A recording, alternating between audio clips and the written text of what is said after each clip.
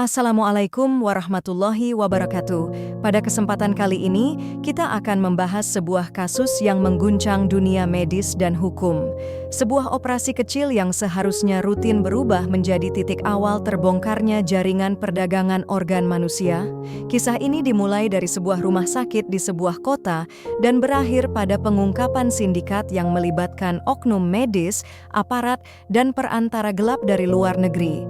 Di tengah hujan lebat yang mengguyur kota malam itu, seorang perawat berlari tergesa menuju ruang piket. Tangannya gemetar saat menyerahkan sebuah berkas pada Kompol Dery, petugas dari unit investigasi khusus Polri yang sedang melakukan kunjungan rutin. Ada yang aneh dengan pasien ini, Pak. Dia baru saja operasi usus buntu, tapi hasil röntgennya menunjukkan ginjalnya hilang satu, ucap perawat itu sambil menunduk. Dery mengambil berkas itu dengan dahi mengernyit. Dokumen rekam medis tak menunjukkan adanya prosedur pengangkatan ginjal. Lebih aneh lagi, pasien tersebut kini menghilang dari rumah sakit, keluarganya pun tak bisa dihubungi. Siapa yang bertanggung jawab atas operasi ini? Tanya Dery. Dokter asing, Pak. Katanya dia relawan dari lembaga kemanusiaan, jawab perawat. Dery langsung tahu ada yang tidak beres. Ia sudah lama mencium adanya sindikat perdagangan organ yang menyamar sebagai bantuan medis di wilayah perbatasan Indonesia-Kamboja. Tapi ini pertama kalinya ia menemukan bukti nyata. Malam itu juga Dery dan tim kecilnya menyisir ruang bedah. Mereka menemukan alat medis canggih yang tak sesuai standar rumah sakit daerah biasa. Beberapa alat bahkan masih ada label bertuliskan huruf Khmer, bahasa Kamboja. Di tempat parkir, mereka menemukan mobil van putih tanpa plat terparkir mencurigakan di sisi gedung. Di dalamnya, bau menyengat Devi dan formalin langsung menusuk hidung. Dery menemukan sebuah boks pendingin medis dengan sisa noda Devi dan kode pengiriman tujuan luar negeri. Buka jalur pelabuhan gelap, saya yakin ini bukan operasi lokal. Perintah Dery tegas melalui radio komunikasi. Beberapa jam kemudian, polisi menemukan jejak pengiriman organ menggunakan kapal nelayan modifikasi dari data satelit. Pengiriman terakhir menuju perairan Laut Natuna, mengarah ke wilayah perbatasan Kamboja. Namun, yang paling mengejutkan adalah satu kartu identitas asing yang ditemukan di dalam kotak bedah. Namanya mencolok, Seok Jin Devi. Foto itu menunjukkan seorang pria berkacamata tampak tenang, bahkan tersenyum. Dery menatap foto itu lama. Nama ini pernah muncul dalam dokumen Interpol, bos sindikat perdagangan organ terbesar di Asia Tenggara dan tidak pernah tersentuh hukum. Inilah awalnya, gumam Dery lirih. Aku akan mengejarmu sampai ke ujung dunia sekalipun. Matahari belum terbit saat Dery dan tim kecilnya bergerak menuju pelabuhan kecil di perbatasan Kalimantan Barat. Pelabuhan itu dikenal sebagai tempat keluar masuk barang gelap yang tidak tercatat bea cukai. Disinilah, menurut hasil pelacakan satelit, kontainer berpendingin yang membawa organ tubuh sempat berhenti sebelum dikirim ke perairan Kamboja. Mereka menyamar sebagai nelayan, lengkap dengan perahu dan jaring ikan. Di antara kabut pagi, suara mesin kapal tua bergemuruh pelan. Saat mendekati dermaga tua, satu truk box sudah terparkir dengan lampu mati. Dua pria bertubuh kekar terlihat memindahkan kotak-kotak kecil berwarna biru dari truk ke dalam kapal cepat. Dery memberi isyarat.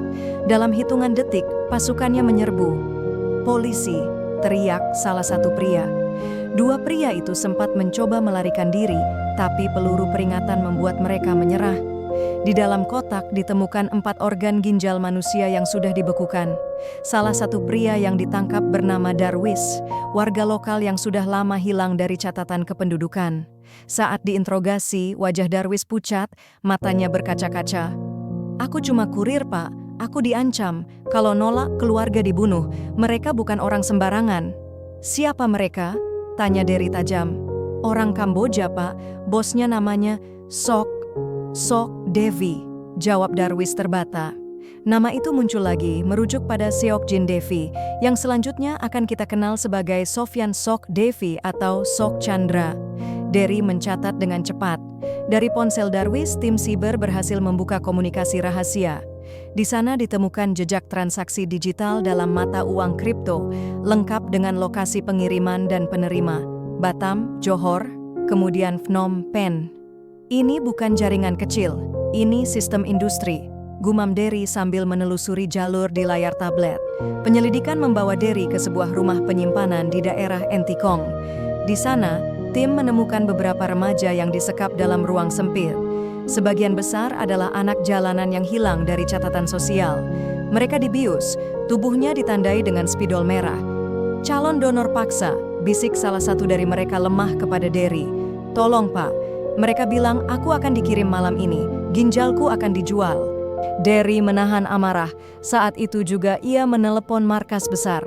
"Aku butuh izin operasi lintas negara, ini bukan lagi soal kriminal biasa, ini perbudakan modern." Beberapa hari kemudian, Mabes Polri bekerja sama dengan Interpol mengeluarkan Red Notice untuk Sok Chandra. Tapi pria itu bagai bayangan, muncul di satu tempat lalu menghilang di tempat lain. Namun, Derry tahu satu hal, jika ingin mengamankan operasinya, dia pasti akan muncul dalam transaksi besar berikutnya, dan itu adalah momen yang ditunggu-tunggu. Derry mempersiapkan langkah berikutnya, penyamaran ke Kamboja sebagai pembeli organ gelap, masuk ke jantung sindikat, dan menjemput sang raja gelap. Dengan satu tekad dalam hati, ia berbisik, "Aku akan menangkapmu hidup-hidup." Langit malam Jakarta mendung saat Derry duduk di ruang briefing unit khusus Mabes Polri. Di depannya terbentang layar besar yang menampilkan foto-foto wajah buronan, diagram alur pengiriman organ, dan peta digital yang dipenuhi garis-garis merah seperti sarang laba-laba. Di pusatnya, nama yang kini menjadi obsesi Derry, Sok Chandra. "Ada pergederin di Batam," ujar Kompol Damar, kepala tim siber. "Kurir baru dari Kamboja masuk 2 hari lalu. Tujuan, gudang tua dekat pelabuhan Sekupang. Mereka pakai sistem barter, bukan uang tunai. Satu organ ditukar senjata atau narkoba." Derry mengangguk lalu berdiri. "Kita tidak bisa menunggu. Kita rebut jaringannya dulu satu persatu." Operasi dimulai pukul 2 dini hari. Tim Derry, lengkap dengan pakaian gelap dan peralatan malam, menyusup ke gudang yang ditargetkan. Udara di sana lembab dan bau amis. Suara denting logam terdengar dari dalam disertai percakapan dalam bahasa asing. Di antara bayangan terlihat 5 orang pria, 3 di antaranya bersenjata laras panjang. Derry memberi kode, serbuan berlangsung cepat. Satu pelaku sempat melepaskan tembakan, tapi berhasil dilumpuhkan. Di dalam gudang, mereka menemukan pendingin medis besar. Saat dibuka, terlihat 2 kantung berisi hati dan ginjal manusia masih segar. Namun, yang paling mengerikan adalah ruang belakang. Di sana, seorang pria muda tergeletak tak sadarkan diri. Perutnya sudah dibedah separuh, dengan peralatan operasi bersederin di sekitar tubuhnya. "Ini bukan transaksi biasa," gumam Derry. "Ini pembantaian sistematis." Salah satu pelaku bernama Phong, pria Kamboja berusia 40-an yang fasih berbahasa Indonesia. Di bawah interogasi intensif, Phong akhirnya bicara. "So, dia ada di Phnom Penh sekarang, tapi dia tahu kalian akan datang. Dia selalu satu langkah di depan." "Bagaimana dia tahu gederin kita?" tanya Derry. Phong terdiam, tapi ekspresinya berkata banyak. Keesokan harinya, Derry menerima panggilan dari Jakarta. Ada kebocoran informasi. Beberapa pejabat lokal diketahui menerima suap dari jaringan Sok.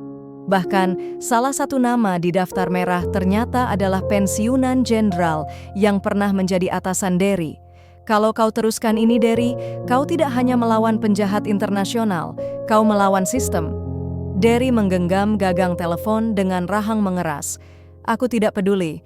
Selama mereka menculik rakyat kita, mencuri organ dari anak-anak yang tak berdaya, mereka musuh negara." Sore itu, Derry menerima pesan singkat dari nomor tak dikenal, hanya satu kalimat. "Ingin bertemu? Sok, datang sendiri ke Phnom Penh, jangan bawa siapapun." Derry menatap layar ponselnya lama. Tantangan itu diterima. Ia tahu malam berikutnya mungkin jadi malam terakhir dalam hidupnya. Tapi kalau ini harga yang harus dibayar untuk menghancurkan kejahatan ini, Derry siap, tidak akan mundur. Bandevi Internasional Phnom Penh diselimuti kabut tipis ketika Derry melangkah keluar dengan identitas baru, Dr. Reza Fadilah, spesialis transplantasi dari Indonesia yang disebut-sebut tengah mencari pasokan organ untuk klien kaya di Timur Tengah. Penyamaran ini disiapkan dengan sangat hati-hati oleh Interpol, lengkap dengan dokumen palsu, riwayat profesional buatan, dan jalur komunikasi tertutup. 3 hari setelah kedatangannya, Derry berhasil menjalin kontak dengan perantara lokal bernama Malis, wanita muda yang cerdas dan licin. Malis adalah kaki tangan Sok, tapi bukan orang dalam.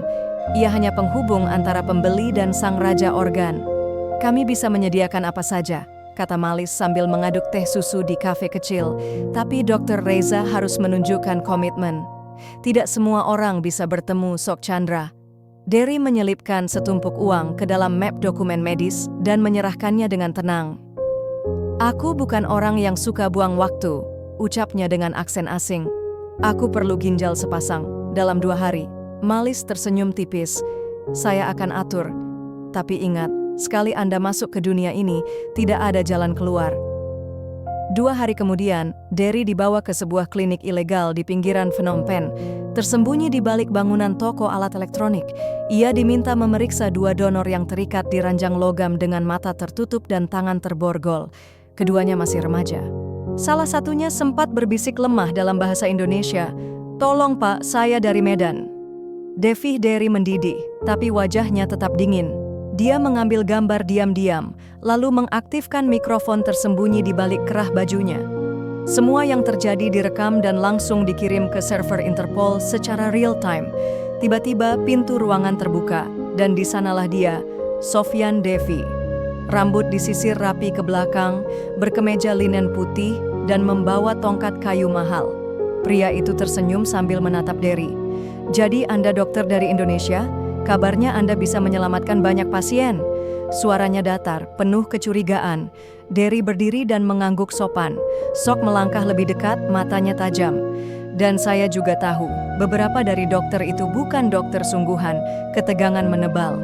Sok menyentuh bahu Derry. "Kita lihat saja nanti. Apakah Anda benar-benar pembeli atau polisi?" Derry tidak berkedip, tapi ia tahu identitasnya sudah di ujung tanduk.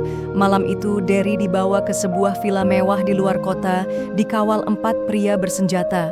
Pintu terkunci dari dalam, ponselnya dirampas. Sok muncul lagi, kali ini tanpa senyum. "Kau terlalu tenang untuk dokter baru. Terlalu banyak bertanya, dan wajahmu familiar." Sebelum Derry menjawab, pria bersenjata menarik borgol dan hendak memborgol kedua tangannya. "Bawa dia ke ruang bawah tanah." Tapi saat para penjaga lengah, Derry menghantam salah satu dengan siku, merampas pistol, dan menembak 2 penjaga sekaligus. Keadaan berubah menjadi kekacauan. Sirene dari luar mulai terdengar. Interpol dan pasukan khusus Kamboja akhirnya menyerbu villa itu. Sok mencoba melarikan diri melalui lorong rahasia, tetapi Derry mengejarnya. Mereka bertarung di halaman belakang, tangan kosong. Sok menebas pisau ke arah Derry, tapi Derry berhasil melumpuhkannya dengan pukulan ke tenggorokan dan borgol cepat di pergelangan tangan. "Permainan selesai, Sok," ucap Derry terengah. "Kau bukan bayangan lagi. Kau adalah tahanan." Sok mendesis, matanya penuh kebencian, tapi tidak berkata apa-apa lagi. Malam itu, nama Sofyan Sok Devi resmi masuk dalam daftar tahanan yang akan diekstradisi ke Republik Indonesia. Dunia mulai sadar, ada seorang polisi dari Indonesia yang berhasil mengguncang sindikat internasional dengan nyawa sebagai taruhannya. Tapi ini belum selesai. Sok akan segera diadili, dan di sanalah segalanya akan mencapai titik klimaks. Jakarta gempar. Berita tentang penangkapan Sok Chandra, bos sindikat jual beli organ internasional, menyebar secepat api di Padang Ilalang. Media nasional dan internasional menyorot wajah pria itu yang kini tampak lusuh dalam balutan rompi tahanan, dikawal ketat saat dipulangkan ke Indonesia dengan pengawalan bersenjata penuh di Bandevi Soekarno-Hatta. Derry turun dari pesawat dengan langkah berat, sorak-sorai media, kilatan kamera, dan pertanyaan wartawan bertubi-tubi tak sedikit pun mengganggu fokusnya. Ia tahu tugasnya belum selesai. Sidang pertama berlangsung di Pengadilan Negeri Jakarta Pusat. Keamanan diperketat. Sebagian publik tak percaya bahwa pria yang begitu dingin dan rapi dalam menyembunyikan jejak kejahatannya akhirnya duduk di kursi pesakitan. Jaksa membacakan daftar dakwaan. Terdakwa diduga kuat menjadi otak dari sindikat jual beli organ manusia lintas negara. Kejahatan meliputi penyekapan, penyiksaan, perdagangan manusia, hingga pembunuhan, ancaman hukuman mati. Sok duduk dengan tatapan kosong. Di balik wajahnya yang tenang, terpancar kesombongan, seakan ia yakin sistem hukum tak akan bisa menyentuhnya. Namun Derry tidak tinggal diam. Bersama tim penyidik, ia menyerahkan lebih dari 300 bukti digital, termasuk rekaman transaksi, lokasi penyimpanan organ, kesaksian korban selamat, dan keterlibatan pejabat yang disuap oleh jaringan SOK. Semuanya dipresentasikan di persidangan dengan rapi, sistematis, dan tak terbantahkan.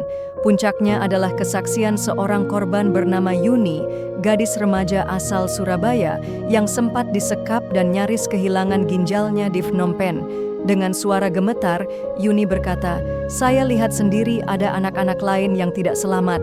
Organ mereka diambil hidup-hidup. Dia ada di sana, dia melihat, dia tertawa." Ruangan sunyi. Bahkan hakim terlihat menahan emosi. SOK mulai resah.